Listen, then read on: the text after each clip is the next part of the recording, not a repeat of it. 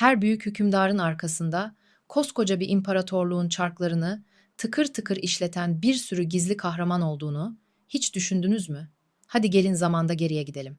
İlk Türk İslam devletlerindeki bir sarayın o hareketli, cıvıl cıvıl koridorlarına bir girelim ve gücün perde arkasındaki bu kilit isimleri şöyle bir yakından tanıyalım. İşte mesele bu soruda gizli aslında. Gelin birlikte o görkemli taht gölgesine bir bakalım. Bir sultanın gününü, gün hatta bütün bir imparatorluğu tutan o vazgeçilmez insanları keşfedelim. Hazırsanız başlıyoruz. Hikayemiz sultanın yeni bir güne gözlerini açmasıyla başlıyor ve günün ilk işi oldukça kişisel bir mesele: giyinmek. Bakın, bu kadar basit görünen bir eylem bile bizi anında sarayın en önemli görevlilerinden biriyle tanıştıracak. İşte tanışacağımız ilk kişi Taşlar. Belki adı bugün bize çok bir şey ifade etmiyor ama o dönemde rolü inanılmaz önemliydi.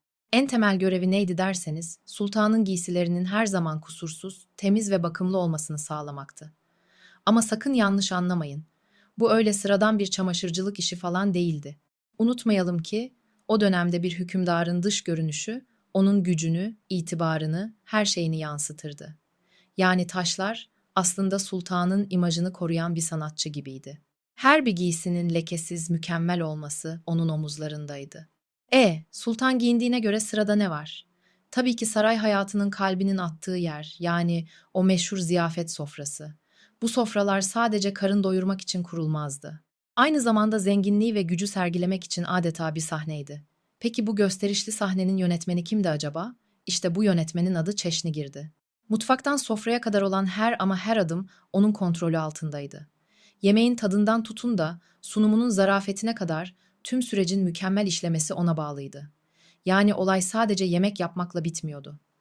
Anlıyorsunuz değil mi? O sofranın hem bol çeşitli hem de lezzetli olması imparatorluğun zenginliğinin ve cömertliğinin bir kanıtıydı. Kısacası her ziyafet aslında bir güç gösterisiydi ve Çeşnigir de bu gösterinin başrolündeydi. Tabii ki sultan bütün gün sarayın duvarları arasında oturmuyordu. Özellikle av gibi önemli faaliyetler için saray dışına çıktığında operasyonun kusursuz yürümesi için yepyeni uzmanlar devreye girerdi. İşte bu uzmanlardan ilki Emiri Şikar. Görevi hükümdarın av organizasyonlarını baştan sona yönetmekti. Şunu unutmamak lazım: av o zamanlar sadece bir hobi değil, aynı zamanda ciddi bir savaş talimi ve önemli bir diplomatik etkinlikti. O yüzden Emir-i Şikar'ın rolü son derece kritikti. İşin ne kadar incelikli olduğunu şuradan anlayın. Emir-i Şikar, özellikle kuş avı gibi çok hassas bir sanatta uzmanlaşmıştı. Bu küçücük detay bile onun sadece bir organizatör olmadığını, bu alanda derin bilgiye sahip gerçek bir usta olduğunu bize gösteriyor. Saray dışındaki bir diğer hayati merkez ise ahırlardı. Düşünsenize, atlar o dönemin süper arabaları gibiydi. Hatta daha fazlası, hem savaşta hem ulaşımda vazgeçilmezlerdi. İşte bu en değerli varlıkların bakımından sorumlu olan kişi de Emiri Ahur'du. Yani aradaki farkı netleştirelim. Emiri Şikar av gibi etkinlikleri yönetirken, Emiri Ahur atlar gibi sultanın en değerli varlıklarını yönetiyordu. Ama ikisi de saray dışındaki gücün vazgeçilmez birer parçasıydı. Hadi şimdi sultanın kişisel dünyasından biraz çıkalım ve imparatorluğun kalbinin attığı yere, yani halkın arasına, çarşıya, pazara inelim. Bakalım saraydaki o nizam halkın içinde nasıl sağlanıyordu. İşte bu kritik görevi üstlenen kişiye muhtesip deniyordu.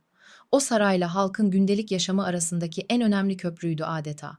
Piyasaları denetlemek, esnafı kontrol etmek, ticarette adaleti sağlamak, hepsi onun omuzlarındaydı.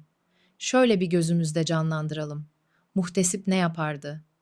Çarşıyı bir baştan bir başa dolaşır, malların kalitesine bakar, teraziler doğru tartıyor mu diye kontrol ederdi. Asıl amacı neydi? Ticarette yanlışlık ve hile olmasını engelleyerek halkın hakkını korumaktı. İşte görüyorsunuz, bu bahsettiğimiz görevlilerin her biri kendi alanında uzmanlaşmış, sistemin vazgeçilmez birer dişlisiydi. Ve bu dişliler bir araya geldiğinde sultanın hem kişisel hayatını hem de koca bir devleti ayakta tutan koskoca makineyi oluşturuyorlardı. Haydi şöyle hızlıca bir özet geçelim.